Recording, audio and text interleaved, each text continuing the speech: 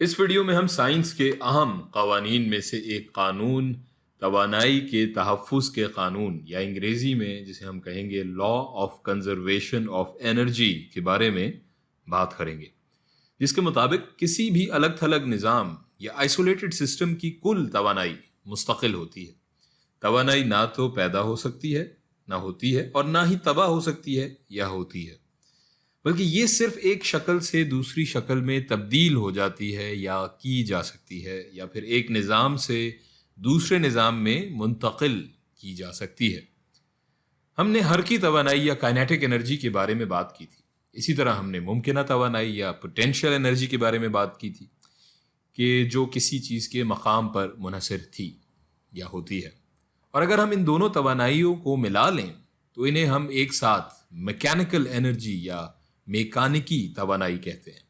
اور ان کے علاوہ توانائی کی اور بھی کئی اقسام موجود ہیں، مگر فی الحال ہم بات کریں گے کہ میکینیکل انرجی یا میکانیکی توانائی کو محفوظ یا کنزرو کیسے کیا جا سکتا ہے۔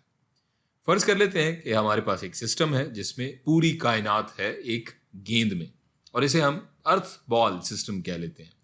اور ہم فرض کر لیتے ہیں کہ یہ سب سے الگ تھلگ ایک سسٹم ہے یا ایک آئسولیٹڈ سسٹم ہے۔ اب ہم فرض کر لیتے ہیں یہاں کوئی ہوا نہیں ہے، اور چونکہ یہ گیند ساکن ہے تو یہ کہنا درست ہوگا یہاں ہمارے پاس تمام ممکنہ کشش ثقل کی توانائی موجود ہے، یا انگریزی میں جسے ہم کہتے ہیں گریویٹیشنل پوٹینشیل انرجی موجود ہے، اور اسے ہم یو جی سے ظاہر کر لیتے ہیں، اور یہاں کوئی حرکی توانائی موجود نہیں ہے۔ اب ہم فرض کرتے ہیں کہ ہم اس گیند کو اوپر کی جانب سے چھوڑ دیتے ہیں اور یہ زمین سے آ کر ٹکراتی ہے اور واپس اچھلتی نہیں ہے، ٹھپا کھا کے واپس نہیں جاتی، باؤنس بیک نہیں کرتی، تو اب کیا ہوگا یہاں؟ تو اب یہاں ممکنہ کشش ثقل کی جو ممکنہ توانائی ہے وہ صفر ہو جائے گی، اور یہ گیند جیسے ہی زمین سے پہلی بار رابطے میں آئے گی، ساکن حالت میں نہیں بلکہ پہلی بار یہ جیسے ہی اس سے ٹکرائے گی تو اس کے پاس کافی زیادہ، ٹکرانے سے بالکل ایک لمحہ پہلے بہت زیادہ حرکی توانائی کائنیٹک انرجی موجود ہوگی۔ تو اب یہاں یہ ہوا کہ یہ اوپر والی تمام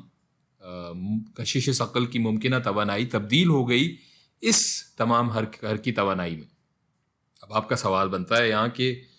پھر اس کے بعد کیا؟ جب گیند زمین سے ٹکرا کر ساکن ہو گئی تو پھر کیا ہوگا؟ کیونکہ اب لگ یہ رہا ہے کہ اس میں کوئی توانائی نہیں ہے، اور جیسے کہ توانائی تباہ ہو گئی ہے یا ختم ہو گئی ہے، تو یہ ساری توانائی گئی کہاں؟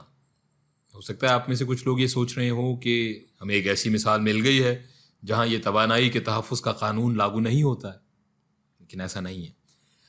اصل میں یہ تمام توانائی منتشر ہو گئی ہے گرمی کی صورت میں، اور یہ تھرمل انرجی یا حرارتی توانائی میں تبدیل ہو گئی ہے، جس کی وجہ سے گیند اور یہ زمین اب پہلے سے زیادہ گرم ہوں گے۔ ایک اور سوال یہ بھی ہو سکتا ہے، اگر یہاں ہوا کے ذرات ہوتے تو کیا ہوتا؟ اس صورت میں گیند نیچے کی جانب گرتی تو اس بار ہوا کی مزاحمت، ایئر فرکشن ہوتی، جس کی وجہ سے اس کے گرنے کی رفتار کم ہوتی پہلی مثال کے مقابلے میں، اور جب یہ نیچے تک پہنچ کر زمین سے ٹکراتی تو اس کے پاس اتنی حرکی توانائی موجود نہیں ہوتی۔ اور یہاں بھی دیکھنے میں ایسا لگ رہا ہے کہ کچھ تعداد توانائی کی تباہ ہوئی ہے، لیکن ایسا نہیں ہے، کیونکہ اس بار صرف گیند ہی نہیں بلکہ اس کے ارد گرد والی ہوا یا ہوا کے ذرات بھی گرم ہوں گے۔ اب ہم اس چیز کو میتھمیٹیکل ایکویشن یا ریاضی کی مساوات کی صورت میں لکھنے کی کوشش کرتے ہیں۔ جب ہوا کی مزاحمت نہیں ہے تو ہم لکھ سکتے ہیں کہ ابتدائی ممکنہ توانائی اور حرکی توانائی برابر ہے اختتامی ممکنہ اور حرکی توانائی کے، یعنی کہ K ناٹ جمع U naught is equal to K جمع U کے۔ اب اسے لکھنے کا ایک اور طریقہ یہ ہے کہ حرکی توانائی اور ممکنہ توانائی میں تبدیلی صفر کے برابر ہے،